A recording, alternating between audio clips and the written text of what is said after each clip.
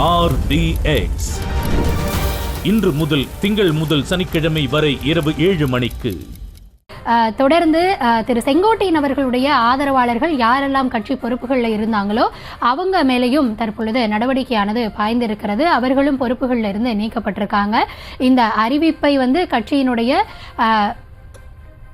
தலைமை பிறப்பித்திருக்கிறது. இந்த நிலையில் செங்கோட்டையன் அவர்கள் முக்கியமான பொறுப்புகளில் எல்லாம் இருந்து நீக்கப்பட்டு தற்பொழுது ஒரு அடிப்படை தொண்டன் அப்படின்ற நிலையில தான் தற்பொழுது கட்சியில் நீடிக்கிறார். அவர் தன்னுடைய கோரிக்கைகளிலிருந்து பின்வாங்குவாரா இல்லை அவருடைய நடவடிக்கை என்னவாக இருக்கும் அப்படின்றத பொறுத்திருந்து தான் பார்க்க வேண்டி இருக்கிறது. தொடர்ந்து திரு எடப்பாடி பழனிசாமி அவர்கள் ஒருங்கிணைப்பு அப்படின்னு யார் பேசினாலும் இந்த நடவடிக்கை பாய்வதாக பத்திரிகையாளர்கள் தங்களுடைய பார்வைகளை முன்வைக்கிறார். திரு கே சி பழனிசாமி அவர்கள் நம்முடைய இணைந்திருக்கிறார். சார் வணக்கம். இணைப்பில் வந்ததுக்கு முதல்ல நன்றி. நேற்றைய தினம் திரு செங்கோட்டையன் அவர்கள் இந்த கருத்தை முன்வைத்த பொழுதே பல ஆண்டுகளாக இந்த கருத்தை நீங்க தொடர்ச்சியா முன் வச்சுட்டு வரீங்க. இந்த அதிமுகவிலிருந்து பிரிந்தவர்கள் ஒருங்கிணைக்கப்படணும், இந்த ஒருங்கிணைப்பு குழு எல்லாமே உங்களுடைய நடவடிக்கையாக இருந்தது. திரு செங்கோட்டையன் அவர்கள் பேசின உடனே இது போன்ற ஒரு நடவடிக்கை பாயும் அப்படின்னு நீங்க நினைச்சீங்களா? நிச்சயமாக இந்த முறை திரு எடப்பாடி பழனிசாமி ஒருங்கிணைப்புக்கு இணக்கமாக வருவார்.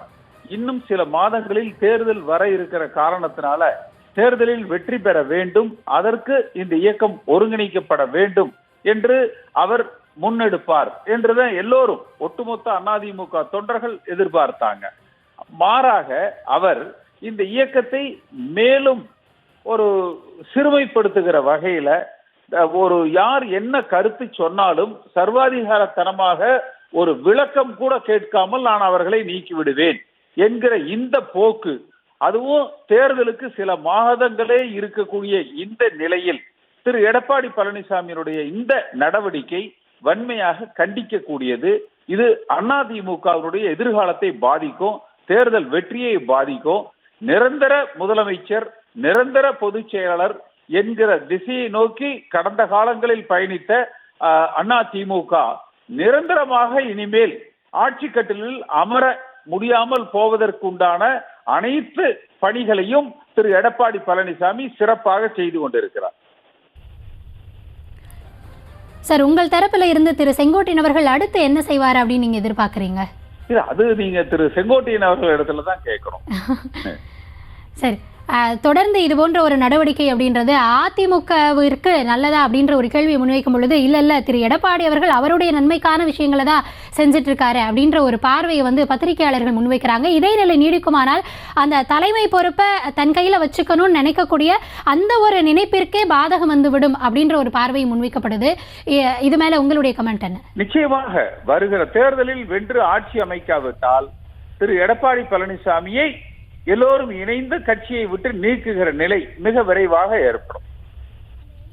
அந்த எல்லோரும் இணைந்து அப்படின்றதுல யாரை நாங்க புரிஞ்சுக்கலாம்? ஒட்டுமொத்த அதிமுக தொண்டர்கள். ஏன்னா எல்லோரும் எதிர்பார்ப்பது வருகிற தேர்தலில் வென்று ஆட்சி அமைக்கப்பட வேண்டும் என்பதுதான். அப்ப அதற்கு பாதகம் விளைவிக்கிற பணிகளை எடப்பாடி பழனிசாமி செய்து கொண்டிருக்கிற பொழுது இவர் தலைமையில் இந்த இயக்கம் வெற்றி பெறாது என்கிற முடிவுக்கு அதிமுக தொண்டர்கள் வந்து கொண்டிருக்கிறார்கள். அப்ப இவரை அப்புறப்படுத்தினால் மட்டும்தான் அதிமுக எழுச்சி பெறும், வளர்ச்சி பெறும், ஆளுகிற கட்சியாக உருவெடுக்கும் என்கிற ஒரு எண்ணத்தை எடப்பாடி பழனிசாமி தன்னுடைய நடவடிக்கைகள் மூலமாக இன்றைக்கு உறுதிப்படுத்திக் கொண்டிருக்கிறார். சரி, இப்போ அவர் தரப்புல இருந்து பார்க்கப்படும் பொழுது வெளியில இருக்கப்பவே இவ்வளவு ஒரு அழுத்தம், இவ்வளவு ஒரு போர்க்குரல்கள், அப்போ இணைத்து கொண்டால் தன்னுடைய பொறுப்பு முற்றிலும் பறிபோகிவிடும் அப்படின்ற எண்ணத்துல தானே இது போன்ற ஒரு நடவடிக்கை அவர் எடுப்பாரு. அதிமுக எடப்பாடி பழனிசாமி அவர்கள் வீட்டு குடும்ப சொத்து அல்ல, இது எம்ஜிஆர் கட்சி. எடப்பாடி பழனிசாமி என்பவர் இந்த கட்சிக்குள் வந்த ஒரு இடைச்சொருகள். அதனால இதுல அவர் ஆதிக்க மனப்பான்மையோடு ஆதிக்கம் செலுத்த நினைப்பதை அதிமுக தொண்டர்கள் ஏற்றுக்கொள்ள மாட்டாங்க. சார், தொடர்ந்து இந்த தேர்தல் வெற்றி, தேர்தலுக்காக இது போன்ற ஒரு நடவடிக்கை எடுக்கணும், ஆட்சி கட்டில அதிமுக வரணும் அப்படின்ற ஒரு பார்வையில தான் இந்த நடவடிக்கை வேணும் அப்படின்னு முன்வைக்கப்படுகிறது. திரு எடப்பாடி அவர்கள் உங்களுக்கே தெரியும், கிட்டத்தட்ட ஒரு 49 நாட்கள்ல 100க்கும் மேற்பட்ட தொகுதிகளில் பிரச்சாரம் பண்ணியிருக்காரு. ஒருவேளை தன்னுடைய பிரச்சாரம் இந்த பலத்திலேயே ஜெயித்து விட முடியும் அப்படின்னு அவர் நினைக்கலாம் இல்லையா? இப்படித்தான் கடந்த 10 தேர்தலையும் சொன்னாரு. சென்ற நாடாளுமன்ற தேர்தலையும் கூட இதைத்தான் சொன்னாரு. சென்ற சட்டமன்ற தேர்தலில் கூட இதைத்தான் சொன்னாரு. தோல்வி அடைந்த 10 தேர்தல்களிலும் இதைத்தான் சொன்னாரு. நாளுக்கு நாள் கழுதை தேர்ந்த கட்டெரும்பாக அதிமுகவினுடைய வாக்கு வங்கி தேய்ந்து கொண்டுதான் இருக்குதே ஒழிய உயர்ந்ததாக இல்லை.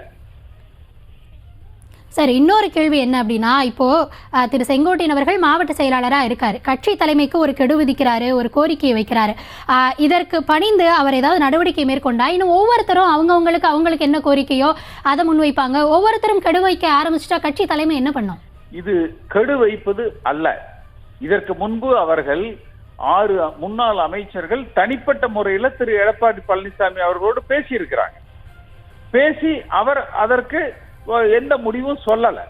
அந்த ஒரு சூழ்நிலையில மீண்டும் மிக விரைவில் சட்டமன்ற தேர்தல் தமிழகத்தில் வர இருக்கிற காரணத்தினால அதனுடைய தேவையும் அவசியமும் அவசரமும் கருதி பொதுவெளியில் இந்த கருத்துக்கள் பகிரப்பட்டிருக்கு.